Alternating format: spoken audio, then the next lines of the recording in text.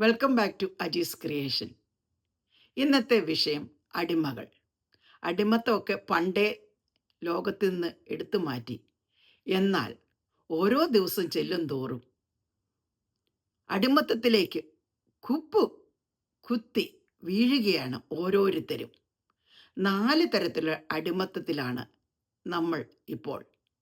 അതിലേത് കാറ്റഗറിയിലാണ് നീ പെടുന്നത് അല്ലെ ഞാൻ പെടുന്നത് എന്നനുസരിച്ചിരിക്കും അതിൻ്റെ സിവിയറിറ്റി.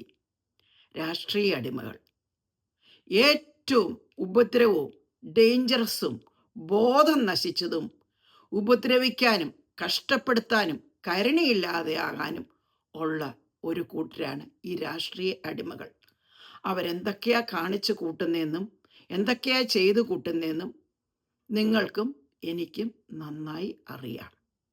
രണ്ടാമത്തെ അടിമകൾ സാമുദായിക അടിമകൾ.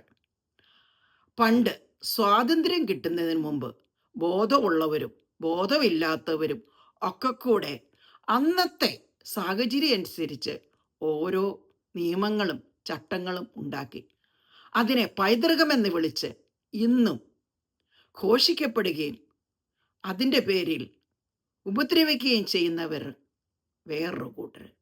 മൂന്നാമത്തത് മത അടിമകൾ. മതഗ്രന്ഥത്തിൽ എന്ത് പറയുന്നു എന്നറിയാതെ ഏതെങ്കിലും ഒരു നേതാവ് പറയുന്നതനുസരിച്ച് അവരെ ബ്ലൈൻഡായിട്ട് വിശ്വസിച്ച് അവരുടെ കൂടെ പോയി ചുറ്റുവട്ടത്തുള്ളവർക്കെല്ലാവർക്കും ഉപദ്രവവും ലോകത്തിൻ്റെ മുമ്പിൽ അപഹാസ്യവുമാകുന്നവർ. നാലാമത്തെ കൂട്ടർ കുടുംബക്കാർ.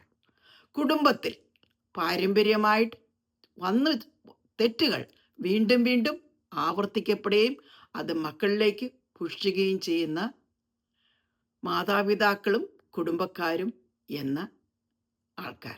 ഇതിലേത് കാറ്റഗറിയിലാണ് രക്ഷയുള്ളത്?